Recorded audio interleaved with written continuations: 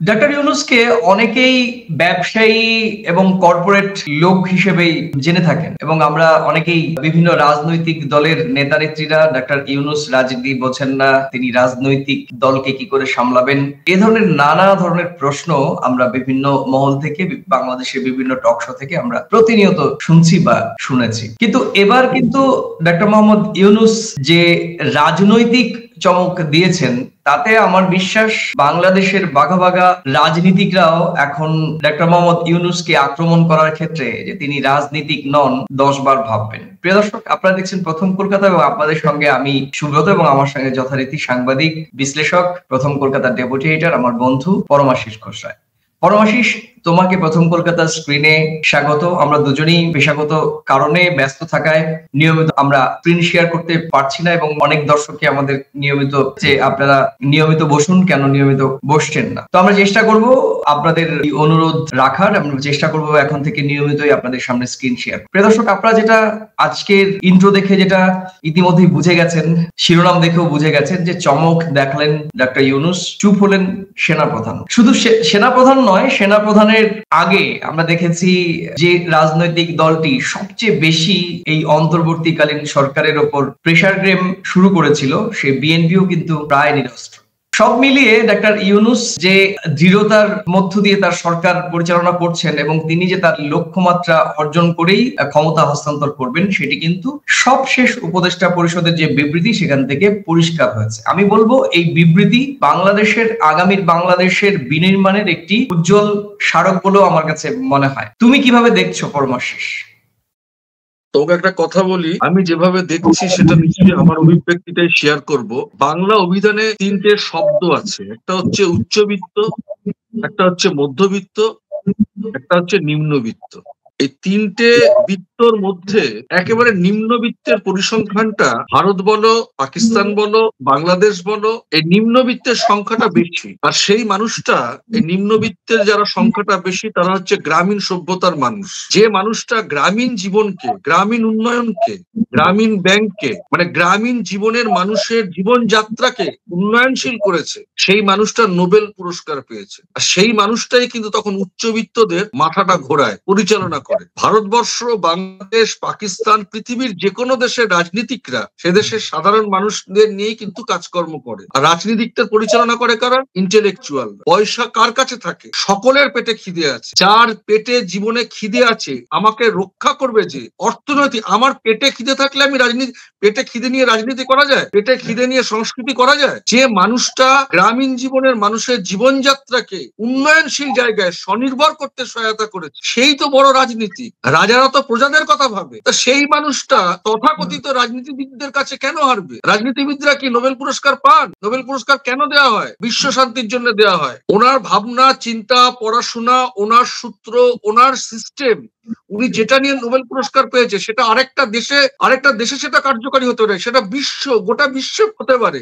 বাংলাদেশ একটা ছোট্ট দেশ, বাংলাদেশ তোকে নোবেল দেয়নি। নোবেল কারা দেয়? ওনার যে পন্থাটা, ওনার যে কৌশলটা, উনি যেভাবে গ্রামীণ জীবনের মানুষের জীবনযাত্রাকে একটা মানে উচ্চতর জায়গায় নিয়ে গেছে। ওনার ব্যক্তিগত কি বদনাম আমি গুলোতে যাচ্ছি না, ওরা সবার থাকে। সেই মানুষটাকে, বিষয়টা হচ্ছে বাংলাদেশের মানুষের অধিকার লঙ্ঘিত হয়েছে, অর্থনৈতিক, ভোটাধিকার, চাকরি বাকরির ক্ষেত্রে, সব ক্ষেত্রে। সেই মানুষগুলোই তো ওনাকে বসিয়েছে যে আপনি আমাদের রক্ষা করুন, আপনি আমাদের সমাজকে সংস্কার করুন। কারা নির্বাচনে আসতে পারবে, কারা ভোট দেবে, কাকে নির্বাচিত জায়গায় বসাবে, সেইটা তৈরি করার সুযোগ করে দিচ্ছে, ওনার হাতে অর্পণ করেছে। তো ওনাকে কাজ করার সুযোগ দেবে না? আর একটা তোমায় কথা বলি, গত ৫ই আগস্টের পর থেকে আজকে বোধহয় ২৭শে মে ২০২৫, একদিনে বাংলাদেশে রাজনৈতিক তরজার মহোৎসব চলছে, অর্থাৎ মেলাতে গেলে অনেক কিছু দেখা যায়। আর আমাদের মতন সংবাদ মাধ্যমে আমরা যখন কাজ করি, কে কার মতন করে টিআরপি বাড়িয়ে, কে জিনিসটা রটাবে, কে খবরটা করবে, কার কত টিআরপি বাড়বে, বাংলাদেশের মানুষের অধিকার, সত্যিকারের জিস কেউ তুলে ধরছে না। আমি দায়িত্ব নিয়ে বলছি, কোনোদিন হতে পারে দেশের সেনাবাহিনীর সঙ্গে ডক্টর ইউনূসের মতানৈক্য হতে পারে? সেনাবাহিনীর প্রধান তো মানুষকে, দেশকে রক্ষা করার জন্য থাকবে এমার্জেন্সির সময়, কিন্তু একটা মানুষের জীবনে এমার্জেন্সি অল্প সময়ের জন্য, সারাটা জীবন রয়েছে, তারা কি করে সুরক্ষিত থাকবে, সামাজিক জীবনে তারা কিভাবে সুন্দর থাকবে, সেইটা ইউনূসের হাতে, ডক্টর ইউনূসের হাতে অর্পণ করেছে সে দেশের মানুষ। নির্বাচন তো অবশ্যই হবে, কিন্তু কে নির্বাচনে দাঁড়াবে, কাকে সাধারণ মানুষ ভোট দিতে পারবে, সেই জায়গাটা তো ওনার হাতে অর্পণ করা হয়েছে। এত কেন কথা হচ্ছে? হ্যাঁ, তুমি যেটা বলছিলে যে এটা কিন্তু সত্যিকার অর্থেই খুবই তাৎপর্যপূর্ণ বাংলাদেশের মানুষের কাছে বটেই। তা আমরা যারা প্রতিবেশী দেশগুলোতে রয়েছি তারাও জানি যে সেনার সঙ্গে দেশের সরকারের যদি কোনো সাংঘর্ষিক চেহারা নেয় তাহলে কিরকম, কত কঠিন পরিণতি হতে পারে। আমরা পাকিস্তানকে কিন্তু সেক্ষেত্রে উদাহরণ হিসেবে দেখতে পাই। তুমি জানো যে গতকালকেই বাংলাদেশের সেনাবাহিনীর পক্ষ থেকে একটি সাংবাদিক বৈঠক করা হয়েছে এবং সেখান থেকে পরিষ্কার করে দেওয়া হয়েছে যে অন্তর্বর্তী সরকারের সঙ্গে সেনাবাহিনীর কোনো বিরোধ নেই। একেবারে পরিষ্কার ভাবে বলা হয়েছে। শুধু তাই নয়, আমি তোমাকে সুনির্দিষ্টভাবে আমাদের আনন্দবাজার পত্রিকার খবরের কিছু লাইন আমি পড়ে শোনাচ্ছি দর্শকদের। এখানে বলা হয়েছে, বাংলাদেশের আইন শৃঙ্খলা এবং সামরিক পরিস্থিতি নিয়ে সোমবার দুপুরে ঢাকার সেনানিবাসে সাংবাদিক বৈঠক হয়। সেখানে ছিলেন বাংলাদেশি সেনার মিলিটারি অপারেশনস পরিচালক ব্রিগেডিয়ার জেনারেল মোহাম্মদ নাজিমুদ্দৌলা এবং সেনা সদরের military operation director colonel staff Mohammad Shafiqul Islam. সেখানেই বাংলাদেশি সেনার তরফে অন্তর্বর্তী সরকারের সঙ্গে সম্পর্ক নিয়ে অবস্থান স্পষ্ট করা হয়। বাংলাদেশি সংবাদ মাধ্যম প্রথম আলোর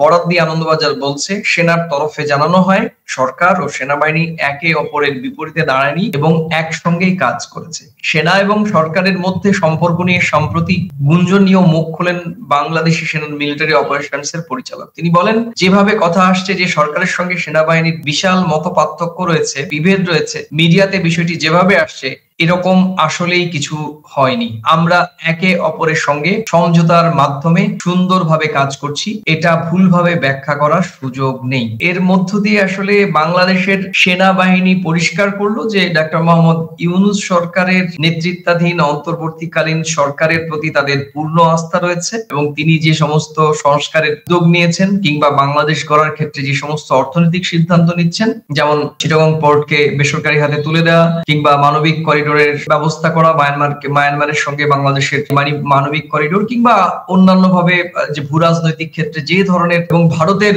বিরুদ্ধে চাপ প্রয়োগ করা, তুমি জানো একটা সম্পর্কের অবনতি রয়েছে। সব মিলিয়ে ডক্টর মোহাম্মদ ইউনূস সরকার যাই করবেন তাতেই বাংলাদেশ সেনাবাহিনীর সম্মত থাকবেন, এটা পরিষ্কার করে বলা হয়েছে। এবং কিসের ভিত্তিতে বলা হয়েছে সেটি হচ্ছে, গত কয়েকদিন ধরে আমরা জানি যে গত সপ্তাহে সেনাপ্রধান ওয়াকারুজ্জামান দরবার হলে কিছু কথা বলেছিলেন, সেটি অফিসিয়াল নয়, আনঅফিসিয়াল বিভিন্ন হোয়াটসঅ্যাপে ঘুরে বেরিয়েছিল এবং তারই উদ্ধৃতি দিয়ে দেশ বিদেশের গণমাধ্যমে এসেছিল যে ডক্টর মোহাম্মদ ইউনূসকে নির্বাচনের জন্য ডিসেম্বর পর্যন্ত সময়সীমা বেঁধে দেওয়া হয়েছে। আমরাও একবার দুটো এপিসোড করেছিলাম, সেনা প্রধানের নির্বাচনী রোডম্যাপ দেওয়ার জন্য ডক্টর মোহাম্মদ ইউনূসকে সময় বেঁধে দিয়েছেন। সেই রোডম্যাপ বেঁধে দেওয়ার কথাটি শুধুমাত্র সেনা প্রধানের মুখ থেকে এসেছে তা নয়, এর সঙ্গে যুক্ত হয়েছে বাংলাদেশের অন্যতম প্রধান দল বিএনপির রাজনৈতিক চাপ। তারাও বলছে যে নির্বাচন ডিসেম্বরের মধ্যেই হবে কিংবা নির্বাচনের সুনির্দিষ্ট রোডম্যাপ প্রয়োজন। একই সঙ্গে চট্টগ্রাম পোর্ট কিংবা মানবিক করিডোরের নামে যে সামরিক করিডোর দেওয়া হচ্ছে সেই সমস্ত বিষয়ে বিএনপির যে আপত্তি সেটাও সেনাবাহিনীর সঙ্গে প্রায় একই স্বরে স্বর মিলে গিয়েছে। ফলত বোঝা যাচ্ছিল যে ডক্টর মোহাম্মদ ইউনূস প্রবল চাপে রয়েছেন। এবং তারপর কি হলো, নাহিদ ইসলাম উনি বিবিসি কে বললেন যে ডক্টর মোহাম্মদ ইউনূস পদত্যাগের চিন্তা ভাবনা করেছেন এবং বেশ কয়েকটি কাগজে খবর বেরোলো যে শুধু পদত্যাগের ইচ্ছে নয়, তিনি জাতির উদ্দেশ্যে ভাষণ দেওয়ার জন্য খসড়াও তৈরি করে ফেলেছেন। এমন একটি পরিস্থিতি তৈরি হয়েছে এবং এই যে পরিস্থিতিগুলো আসলে কিভাবে কত সূক্ষ্মভাবে রাজনৈতিক প্রজ্ঞা দিয়ে ডক্টর মোহাম্মদ ইউনূস সামনে নিলেন সেটি কিন্তু গতকাল সোমবারের বাংলাদেশ সেনাবাহিনীর পক্ষ থেকে দেয়া পরিষ্কার বার্তা থেকে আমরা আভাস পাচ্ছি এবং দেশ বিদেশের গণমাধ্যমের মধ্যে পরিষ্কার হয়ে গিয়েছে যে অন্তর্বর্তীকালীন সরকারের সঙ্গে বাংলাদেশ সেনাবাহিনীর কোনো বৈরিতা নেই, তারা একে অপরের পরিপূরক হয়ে কাজ করছেন। এবং একই সঙ্গে তুমি দেখো বাংলাদেশের জাতীয়তাবাদী দল বা বাংলাদেশ ন্যাশনালিস্ট পার্টি বা বিএনপির স্বরও কিন্তু অনেকটা নরম, মানে অনেকই নরম। মানে এই উপদেষ্টা পরিষদের যৌথ বিবৃতি যে আমরা সরকার পরিচালনা করার ক্ষেত্রে যদি বাধা আসে তাহলে জনগণকে সব বলে আমরা কঠোর অবস্থান নেব, আমাদের যা কমিটমেন্ট সেই কমিটমেন্ট ফুলফিল করব। তারপর থেকে কিন্তু বিএনপির নেতা, সিনিয়র নেতাদের মুখ থেকেও খুব একটা বেশি আস্ফালন শোনা যায়নি। তার মানে ডক্টর মোহাম্মদ ইউনূস পরিষ্কার করে একটি রাজনৈতিক রাজনৈতিক চমক দিলেন এবং সেই চমকে কিন্তু বাংলাদেশ সেনাবাহিনী বা যেগুলো আলোচনা এসছে যে বাংলাদেশ সেনাবাহিনী অপোনেন্ট হয়ে গিয়েছে, যদিও সেনাবাহিনী পরিষ্কার করেছে কোনোভাবেই অপোনেন্ট তারা হননি, তারা সরকারের সঙ্গেই রয়েছেন এবং সরকারের সঙ্গেই থাকবেন। বিএনপি বা অন্যান্য রাজনৈতিক শিবিরের পক্ষ থেকে যে চাপ প্রয়োগ করা হচ্ছিল সেই চাপ মুক্ত পরিবেশেই আগামী ডিসেম্বর থেকে জুন পর্যন্ত সময় নিয়ে সংস্কার, বিচার এবং তারপর নির্বাচন, এই তিনটে এজেন্ডা নিয়ে ডক্টর মোহাম্মদ ইউনূস সরকার এগোবেন। এই গোটা বিষয়টি এটা আমার দিক থেকে মনে হয়েছে। এবার তুমি আমার সঙ্গে একমত কিনা বা তুমি ভিন্ন মত পোষণ করছো কিনা সেটা যদি একটু আমাদের দর্শক। আমি একমত হওয়ার আগে আমি একমত তার আমি একটু চুলচেরা বিশ্লেষণ বা যদি বলি পোস্টমর্টম করা।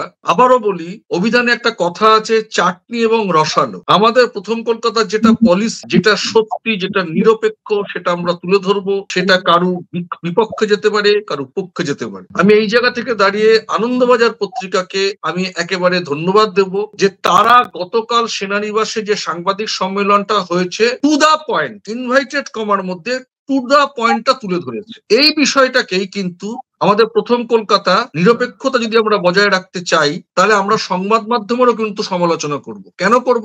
এই চাটনি আর রসালো না করলে মানুষ খায় না। তুমি একটা কথা বললে, উনি চমক দিয়েছেন ডক্টর ইউনূস, আমি বলবো না, এটাই ওনার কৌশল। উনি কোনো একটা কৌশলে মানুষের গ্রামীণ জীবনযাত্রার মান উন্নয়নে ওনার মেধা, ওনার প্রাজ্ঞতা সবকিছু দিয়ে আজকে উনি যে জিনিস তৈরি করেছেন সেটা নোবেল পুরস্কার পেয়েছে। এখন উনি গ্রামীণ জীবনের মানুষের জীবনযাত্রার মান উন্নয়ন করতে গেলে কি করতে হবে সেটা ওনার এতটাই ধ্যান ধারণা আছে, সেই মানুষগুলোকে একটা সঠিক সরকারের হাতে তুলে দিতে গেলে কি কৌশল নেওয়ার দরকার আমার মনে হয় অনেক রাজনীতিকের থেকে ওনার বেশি আছে। 1 নম্বর পয়েন্ট। 2 নম্বর পয়েন্ট, আওয়ামী লীগ 15 বছর ভ্রষ্টাচার করে গেছে, ভোট দিতে দেয়নি, কাজ জারি করে গেছে। তাহলে বাংলাদেশে যেসব বিরোধী রাজনৈতিক দলগুলো ছিল, তারা যাদের আজকে অধিকার লঙ্ঘন হচ্ছে, যারা গণ অভ্যুত্থান করেছে, তাদের সমর্থন কেন তারা অর্জন করতে জায়গা পায়নি? এবার তুমি বলবে সরকারের এমন চাপ ছিল, পারেনি। তাহলে শেখ হাসিনার বিরুদ্ধে যখন গণভবনে গণ অভ্যুত্থান হলো, তখন তো তারাই সরকারে ছিল। গণ অভ্যুত্থানের পরে বিএনপির কোন নেতা বা জামাতের কোন নেতার কাছে কিন্তু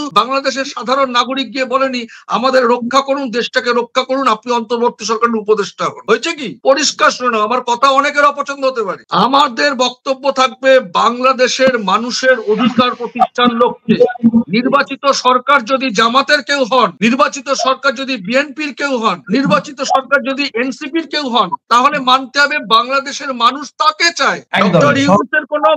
ডক্টর ইউনূস সংস্কারের মধ্য দিয়ে নতুন বাংলাদেশ গড়ার ক্ষেত্রে ভারতের যদি কোনো রকম পছন্দ না হয়, সেটা ভারত সরকার তখন কিভাবে ব্যাপারটা, কোন স্ট্র্যাটেজিক্যালি, কোন পররাষ্ট্রনীতিতে বিষয়টা দেখবে, সেটা ভারত সরকার বুঝবে। আমরা এখন বাংলাদেশ নিয়ে কথা বলছি, উনি তো ওনার জায়গা থেকে ঠিক কাজ করছেনই, এটা মানতে হবে। এটা একদমই পররাষ্ট্র নীতি এবং কূটনৈতিক কৌশল। সেই কৌশলে বাংলাদেশের সবকিছু যে ভারতের পছন্দ হবে এটা ভাববার কোনো কারণ নেই, আবার ভারতের সবকিছু যে বাংলাদেশের পছন্দ হবে এটা ভাববার কোনো কারণ নেই।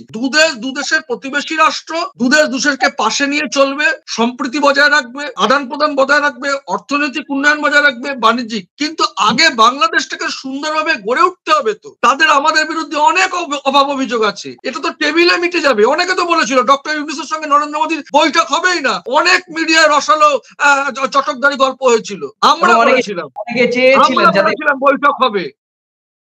একটু ডক্টর ইউনূসের প্রতি তো ভরসা রাখতে হবে। তো এটা নির্বাচিত সরকার পালিয়ে যেতে বাধ্য হয়েছে। আমি কেন বাধ্য হয়েছে আমি তাদের বদনাম করছি না, যেটা বাস্তব। আমি ধরে নিচ্ছি আওয়ামী লীগের কোনো বড় বড় নেতা আমাদের বক্তব্য শুনছে, কিন্তু এটা তো ঘটেছে। আমরা কালকে দেখলাম ওবায়দুল কাদের একটা টেলিফোন বার্তায় অনেক কিছু বলেছেন।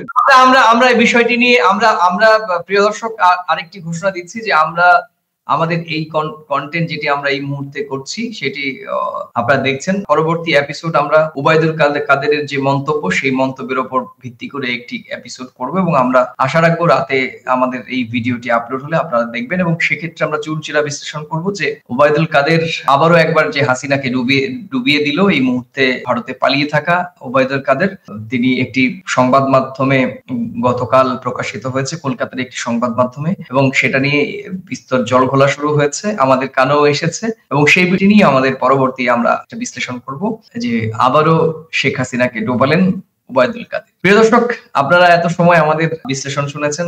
আমাদের বিশ্লেষণ কেমন লাগলো এবং আমাদের বিশ্লেষণের সঙ্গে আপনি সহমত কিংবা ভিন্নমত মন্তব্যের কলামে আপনারা স্বাধীনভাবে লিখে জানাবেন। আর আমরা শুরুতেই বলেছি যে আমার বন্ধু সাংবাদিকও বলল যে আমরা এখানে একটা কথাই আমার বলার আছে, একটা কথাই, বাংলাদেশের যে রাজনৈতিক তরজা বা রাজনৈতিক অরাজকতা তৈরি হয়েছে, সেই জায়গায় যদি বাংলাদেশের সাধারণ মানুষের কাছে একটা নির্বাচিত রাজনৈতিক দলকে এক জায়গায় বসাতে পারে, আমি মনে করি সঠিক রাজনীতিক হচ্ছেন ডক্টর ইউনূস। তোমাকে অনেক ধন্যবাদ।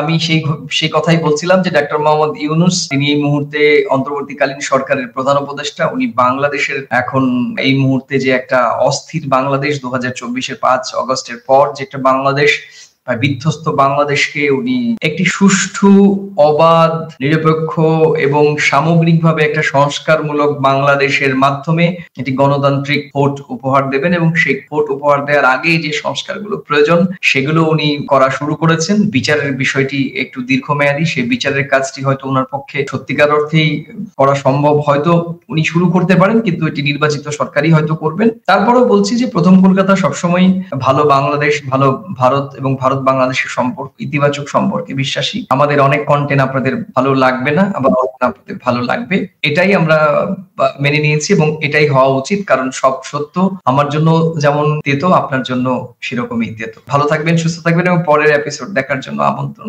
প্রথম কলকাতার সঙ্গে থাকুন এবং প্রথম কলকাতা ছড়িয়ে দিন সবার মাধ্যমে। নমস্কার। নমস্কার।